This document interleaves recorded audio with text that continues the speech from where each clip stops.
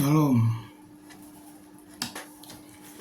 Pagi hari ini saya ingin menerangkan kitab Kisah Para Rasul.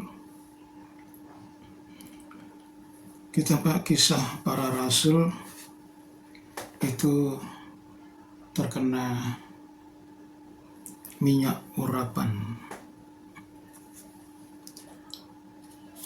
Dan minyak urapan itu terdapat di dalam kitab Keluaran pasal 30 ayat 22 sampai 33.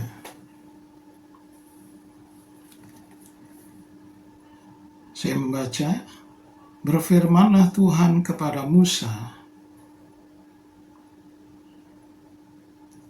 ambillah rempah-rempah pilihan, mur tetesan 500 sikal, dan kayu manis yang harum setengah dari itu, yakni 250 sikal, dan tebu yang baik 250 sikal, dan kayu teja 500 sikal, ditimbang menurut sikal kudus, dan minyak zaitun 1 hin.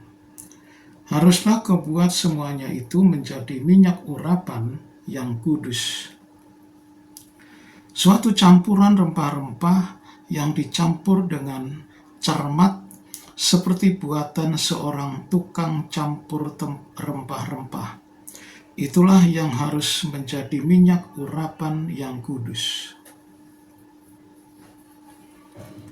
Jadi minyak urapan itu bahan-bahannya sudah ditentukan, takarannya juga sudah ditentukan oleh Tuhan. Maafkan.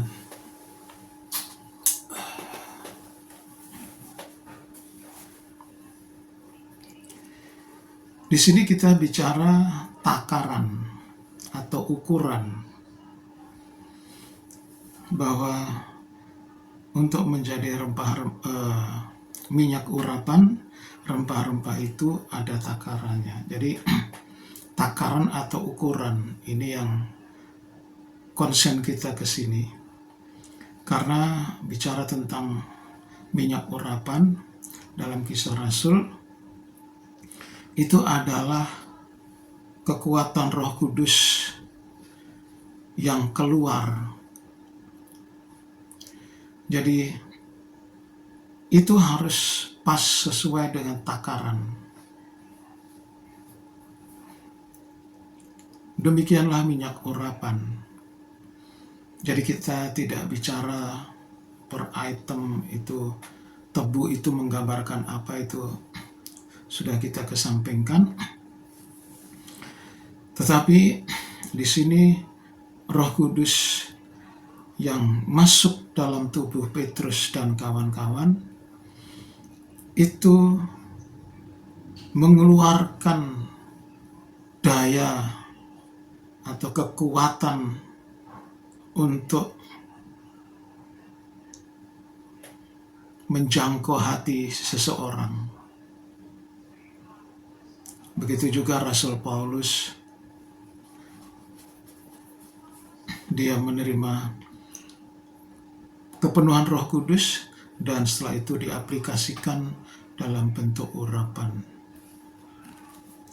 Nah, di dalam Kisah Rasul, urapan yang dimiliki oleh Rasul Petrus itu saya ambil 3 saja ya.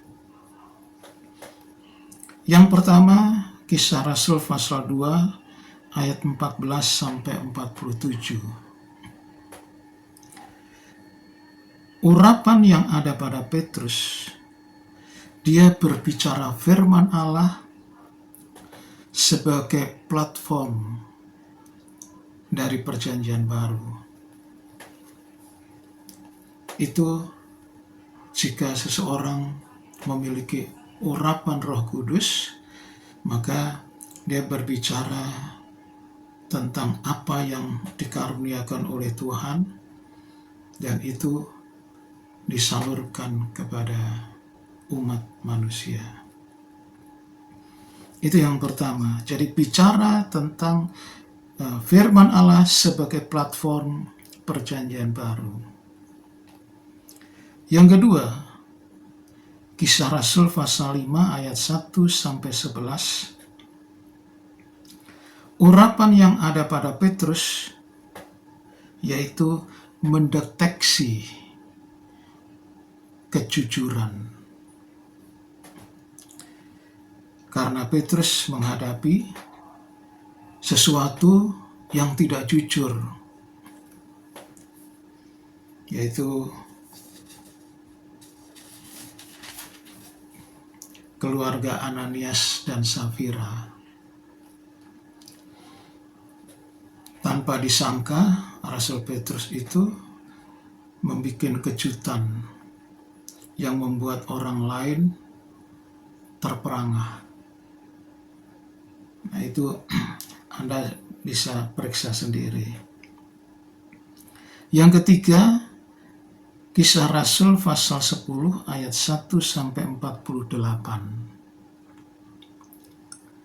Urapan yang ada pada Petrus yaitu menyelamatkan bangsa kafir, atau dimulai dari keluarga Kornelius. Dan ini menunjukkan cikal bakal bahwa berita Injil itu akan disampaikan kepada bangsa kafir. Tiga hal inilah kurang lebih yang ada pada Petrus. Sedangkan yang ada pada Rasul Paulus, urapan itu dalam bentuk kuasa.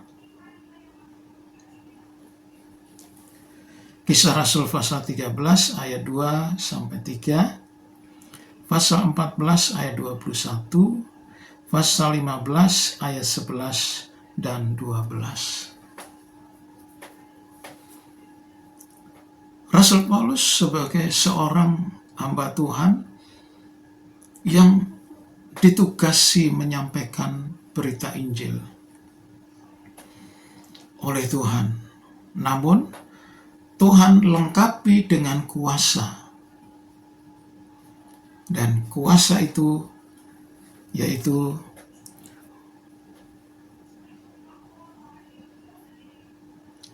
untuk menyelamatkan, menyembuhkan, mengusir roh jahat, dan sebagainya. Nah, itulah yang dimiliki oleh Rasul Paulus. Jadi Kisah Rasul berbicara tentang minyak urapan, yaitu kekuatan Roh Kudus yang keluar dalam bentuk platform perjanjian baru, kejujuran, menyelamatkan orang kafir, serta kuasa